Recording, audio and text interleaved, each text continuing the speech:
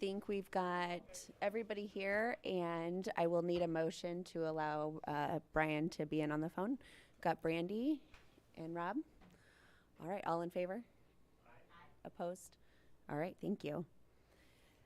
So welcome, Public Safety Committee. I have never served on the Public Safety Committee, so I'm excited to chair it.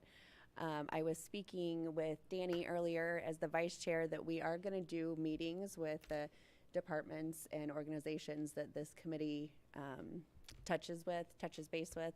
So as soon as we get those set up, we'll send dates out, and if anybody on the committee is available to join us, feel free. Just for anybody who else is new to the committee, you can get a feel for everything that way too. All right, I will start with approval of the minutes. Can I get a motion? Rob and Sharon? All in favor? All opposed? Thank you, Brian. Aye. All right, we'll move on to informational items, starting with the ETSB. Hello. Is this on? Ouch. So, I'm just here to report for David Tuttle that we are still working with Stark County and the NG 911 project. Still going. It's about all I can say about it right now. And everything at our ETSB, all of our Microsoft system and all that's all working well. So, any questions? Can you give us a brief update or history on the Stark County process? On the Stark County process? Mm-hmm. Well, we had bids that went out in December. They came back way too high, so we had to do some consolidating, and we have new drawings that we're waiting on to come back to be rebid. We're building a new dispatch center there in Stark County. Is there any questions from the committee? Okay. All right. Thank you. Thank you for the update. Move on to PCAPS.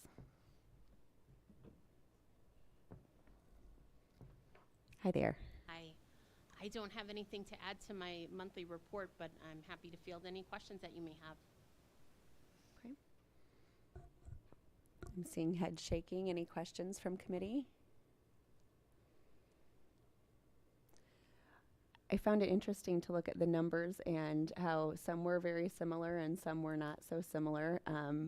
What do you think when you look at those numbers in terms of trends? Yes, so 2021 compared to 2022 was vastly different in the animal shelter. 2021 was still recovering from COVID.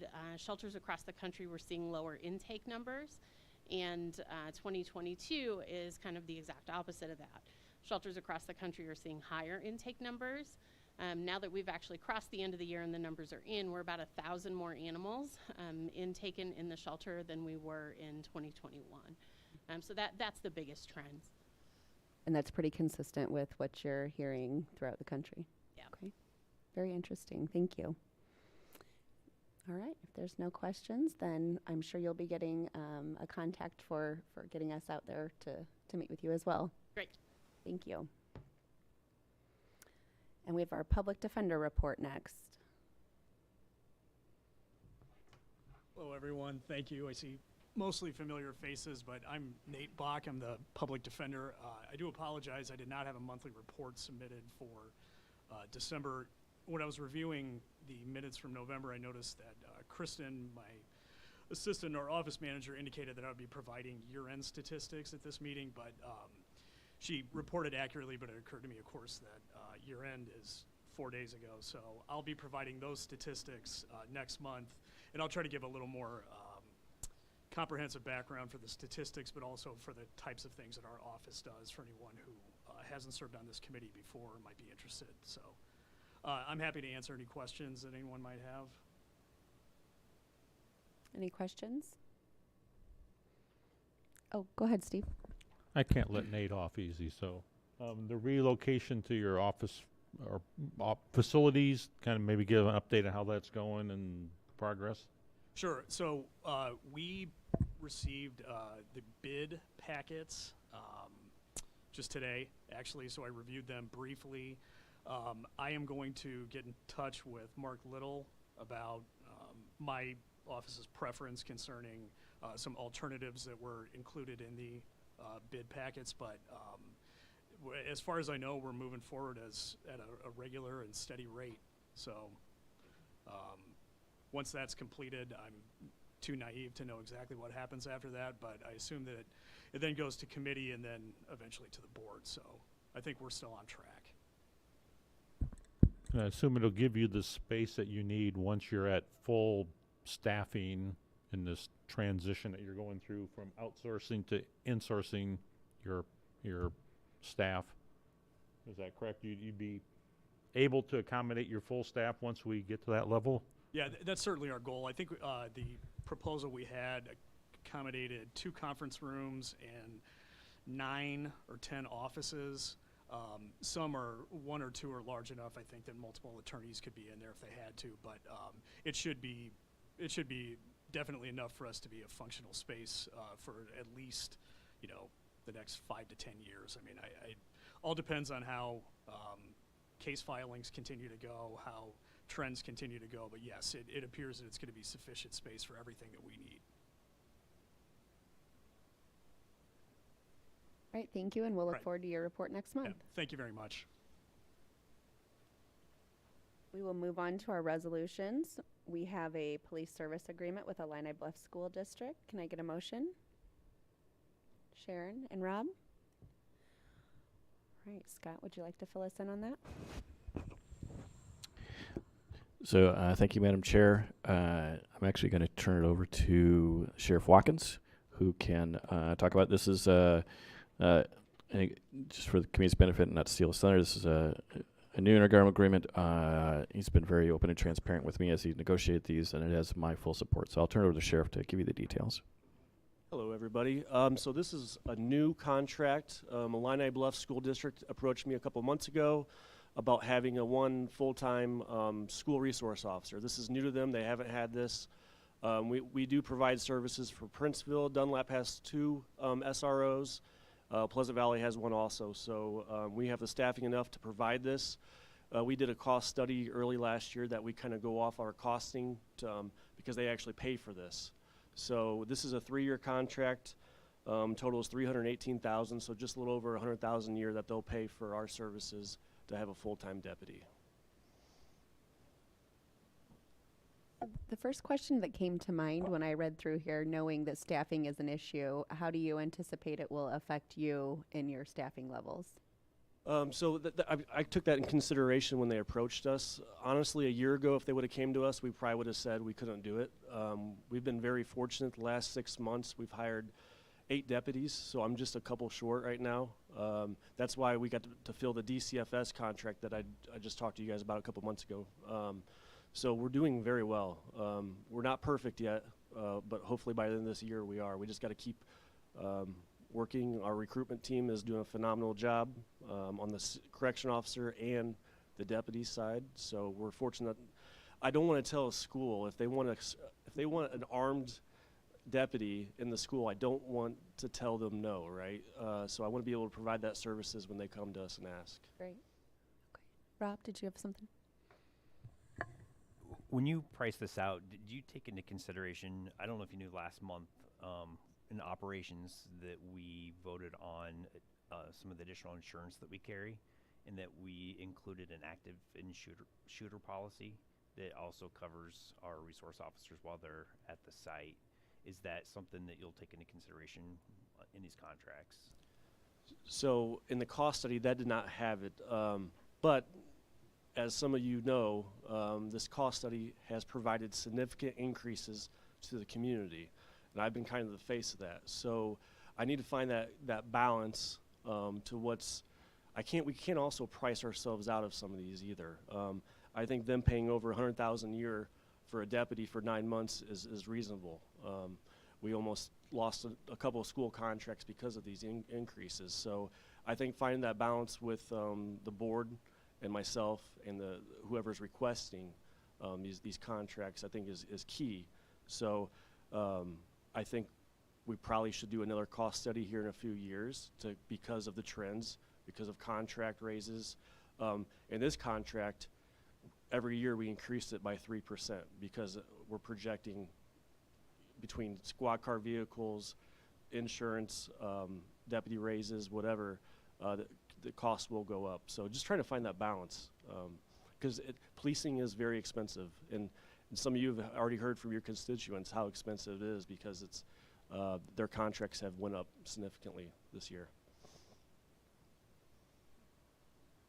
Other questions on the Illini Bluffs contract? All right. Already got a motion. Let's see. All in favor? Opposed? Ayes have it. We'll move on, and you can stay right there because I think you've got the next one for us too. Can I get a motion for the appropriation for the body cams? Rob and Brandy? Right. So this is a contract to go into Axon. They are the maker of body-worn cameras and in-car cameras. The DCO awarded us and the Peoria PD a significant grant the last couple months. For us, it's over $400,000.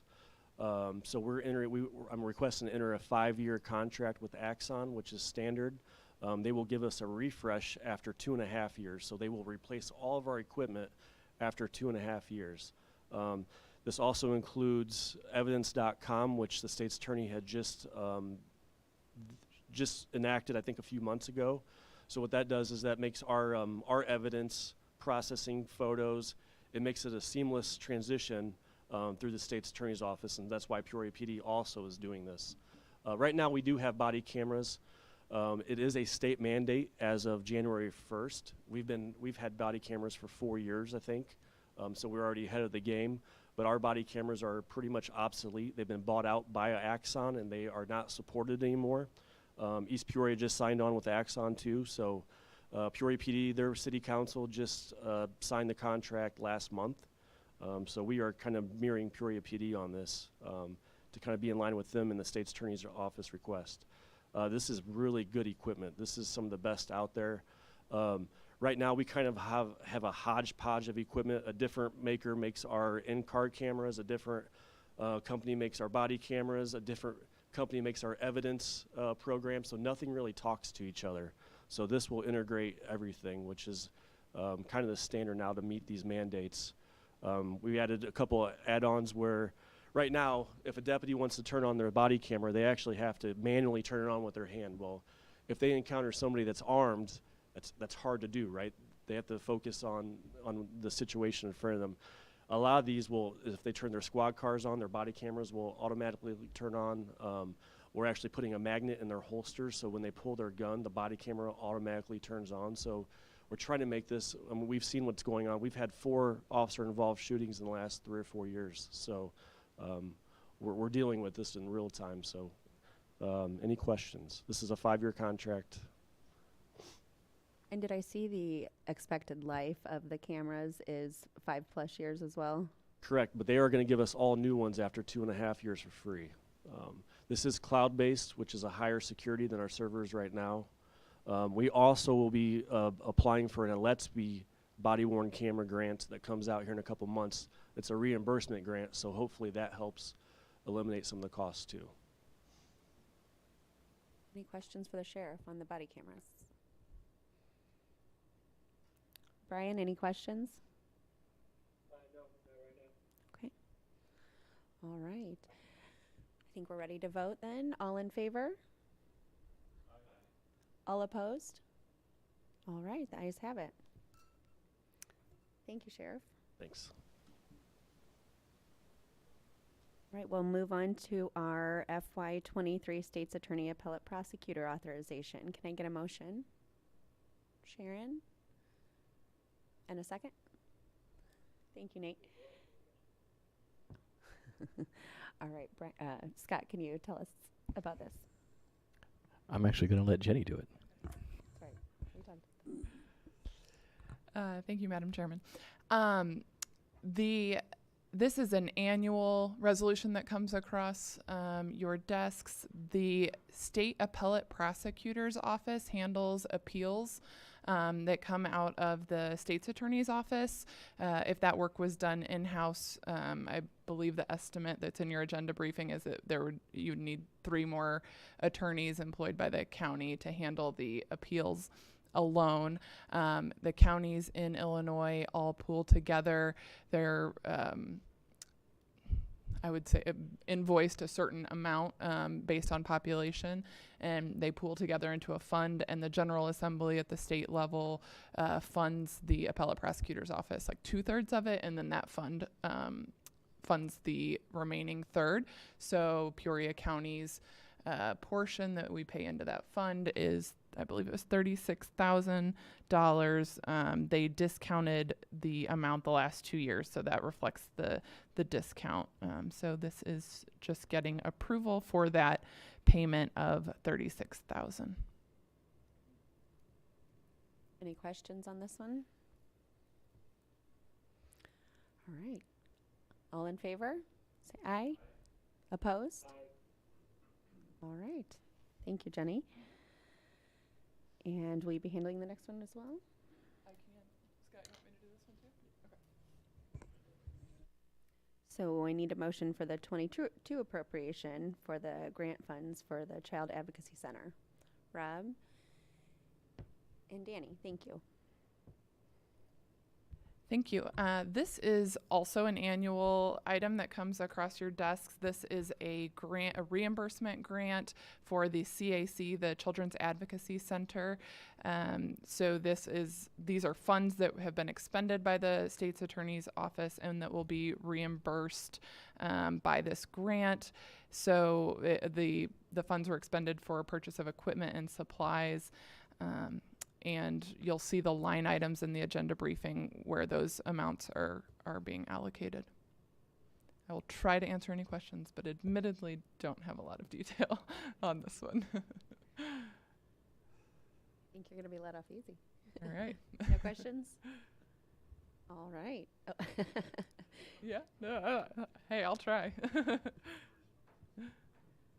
All right, we'll vote then. All in favor, say aye. Opposed? All right. Thank you, Jenny. And we'll keep you on the hot seat with the review of executive session minutes. Can I get a motion? Brandy and Danny, thank you. So exciting. This usually isn't good when I'm speaking so much, but I'll take it this time. This is, again, our every 6-month review of executive session minutes, and it remains the recommendation of the state's attorney's office to continue to hold previously held minutes because the need for confidentiality still exists, and to go ahead and destroy the audio recordings of the executive sessions that are more than 2 years old unless they relate to pending litigation. Just like every other committee. All in favor, say aye. Opposed? All right, the ayes have it. We'll move on to miscellaneous. Does anyone have anything relating to miscellaneous? Rob? I just wanted to thank you for getting us back onto schedule today. Absolutely. And like I said, keep an eye out on in your emails for some scheduling times. If you can join us, that'd be great. If not, we can catch up at any point too if you have questions. Yes. Just I guess a recognition to Sheriff Watkins for all the work he's done to recruit, bring staff on, and meet the demands of the schools, the communities, and things that our public have been asking for. So just want to put that out there. Kudos for all the great work he's done. Thank you, Steve. Definitely a huge accomplishment from the struggles that have been coming that way. All right. Seeing no other hands, we will adjourn.